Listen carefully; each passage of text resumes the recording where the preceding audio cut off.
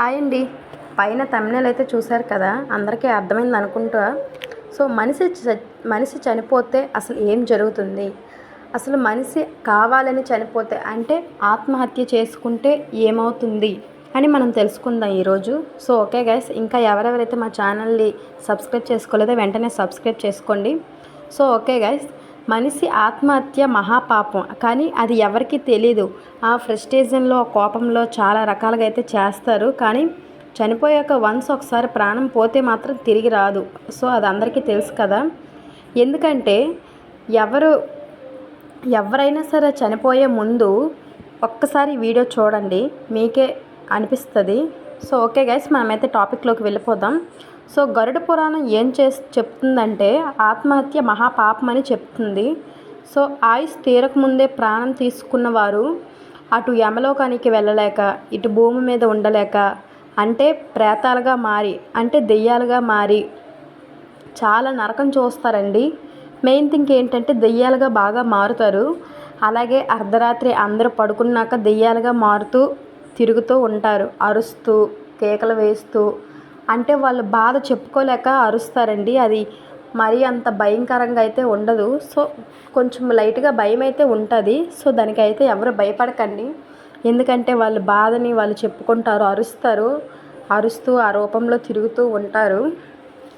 So okay guys, వారి అసలు ఆయుస్సు పూర్తయ్యే వరకు, అంటే ఇప్పుడు మనం పుట్టిన వెంటనే బ్రహ్మదేవుడు మన నుదుటి మీద రాసేస్తాడు కదా రాత. సో ఎప్పుడు పుడతామో ఎప్పుడు చస్తామో, సో మన చావు వచ్చి దానంతటి అది వచ్చి మనం చచ్చిపోతేనే డైరెక్ట్గా మనమైతే స్వర్గంకి వెళ్తాము. లేదు మధ్యలో మనం చనిపోయామంటే కావాలని ఆత్మహత్య సూసైడ్ చేసుకున్నాం అనుకోండి, అది మాత్రం మనం స్వర్గలోకంకి అయితే వెళ్ళము. వాళ్ళ ఆయుష్ పూర్తయ్యే వరకు కూడా ఆకలి దప్పిక ఉన్నా సరే, వాళ్ళు ఏ కోరికలున్నా సరే వారు తీర్చుకోలేరండి. చాలా నరకం చూస్తారు. అనకూడదు కానీ ఒంటి మీద బట్టలు కూడా ఉండవు తెలుసా, నరక యాతన అయితే అనుభవిస్తారు. ఒక రకంగా చెప్పాలంటే ఇది నేను ఒకటి చెప్తున్నా, గుర్తుపెట్టుకున్న ప్రతి ఒక్కరూ కూడా, ఎప్పుడు అన్నిటికీ చావే పరిష్కారం అయితే కాదండి. దయచేసి ఎవరు కూడా అలాగైతే చేయకండి ప్లీజ్. అన్నిటికీ చావే పరిష్కారం అయితే ఒకసారి మిమ్మల్ని నమ్ముకున్న మీ ఫ్యామిలీ ఏమవ్వాలి ఒకసారి ఆలోచించండి.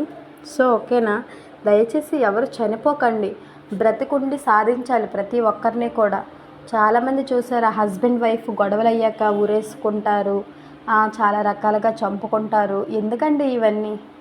మనం ఇచ్చిందే లైఫ్, ఎన్ని జన్మలకో ఒక జన్మ ఎత్తుతాము. సో ఆ జన్మలో కూడా సుఖంగా బతికి మంచిగా ఉండి ఫ్యామిలీని మంచిగా చూసుకొని, మీ పిల్లలు, మీ వైఫ్, మీ ఫ్యామిలీ ప్రతి ఒక్కరూ కూడా ఎంత బాధపడతారు తెలుసా. చనిపోయిన వాళ్ళు బాగానే ఉంటారు, అంటే వాళ్ళైనా ఏం బాగుంటారు ఒకసారి చెప్పండి. అటు నరక యాతన చూస్తారు, అంటే ఒకవైపు చెప్పాలంటే స్వర్గంకి వెళ్ళలేరు, అంటే పైకి దేవుడి దగ్గరికి. అలాగే కిందన భూమి మీద మనుషుల మధ్య ఉండలేరు, మధ్యలో నరకం చూస్తారండి. ఇటు ఆకలి ఉండదు, ఇటు ఆకలి వేస్తుంది కానీ తినలేరు, చెప్పుకోలేరు. అలాగే ఒంటి మీద బట్టలు కూడా ఉండవు, అర్ధరాత్రి సమయంలో అరుస్తూ ఉంటారు. అంటే వాళ్ళు ప్రేతాత్మ వాళ్ళని ఘోషిస్తూ ఉంటుందండి. ఆ బాధ చనిపోయిన వారికి తెలుస్తుంది, నేను చెప్పినా మీకు అర్థం కాదు. సో ఓకేనా, ఏ కష్టాలకు నష్టాలకు అన్నిటికీ ఓర్చుకొని వెళ్తే ఆ దేవుడు మనకి ఏదో ఒకరోజు చూస్తాడండి కన్ఫామ్గా. ఇది మాత్రం నిజం, ఎవరు నమ్మినా నమ్మకపోయినా. దేవుడు ఉన్నాడు అనుకొని మీరు ముందుకు వెళ్తే ఆ దేవుడే మనకి పరిష్కారం కూడా ఇస్తాడు ప్రతి ఒక్కదానికి కూడా. అది మరింత ఘోరమైన శిక్షకు దారితీస్తుంది కావాలని చనిపోతే మాత్రం. ఎంత నరక యాతన చూస్తారంటే చనిపోయిన వాళ్ళకి తెలుస్తాయి ఇవన్నీ కూడా. మనకి బ్రతుకున్నాం కదా ప్రజెంట్, మనకైతే ఏం తెలియదు.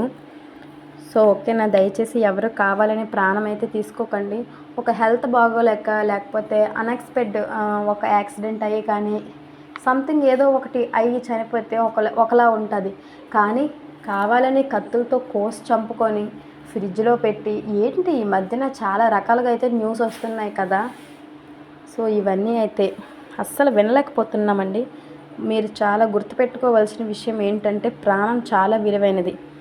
సో ఎవ్వరు కూడా దయచేసి ప్రాణం తీసుకోకండి. మీకు ఏదైనా సమస్య ఉంటే సాల్వ్ చేసుకోండి, ఫ్యామిలీతో చెప్పగాని, మీ ఫ్రెండ్స్తో చెప్పగాని, ఎవరుంటే వాళ్ళతో చెప్పైతే సాల్వ్ చేసుకోండి.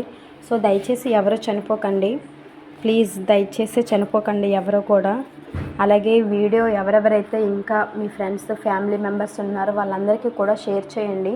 అంటే చనిపోయే ముందు వాళ్ళకైనా అర్థమవుతుంది కదా. సో ఇలాగా మనం చనిపోయిన తర్వాత ఇలాగ ఉంటుందా మన పరిస్థితి అని వాళ్ళకి కూడా కొంచెం భయం పుడుతుంది కదండి.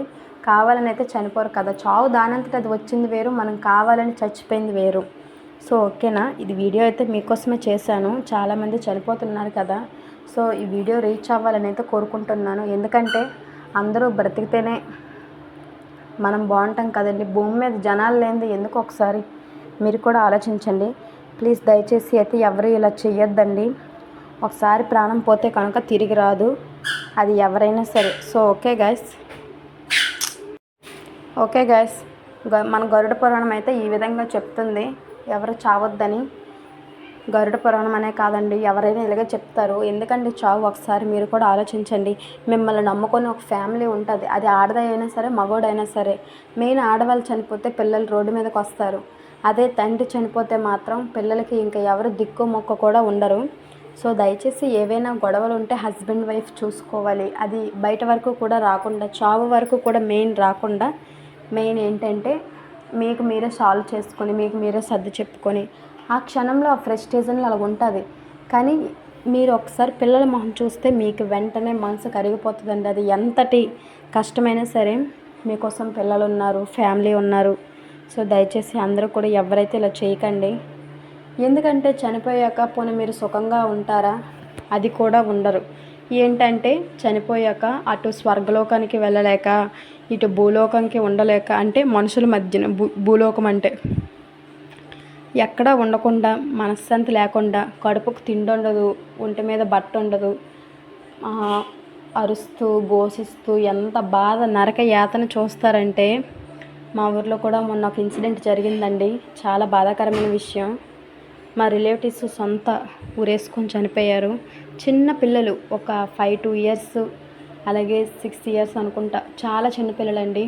ఇప్పుడు ఆ ఫ్యామిలీకి ఎవరు చెప్పండి. ఆ అమ్మాయి అంటే నాకు సిస్టర్ అవుతుంది.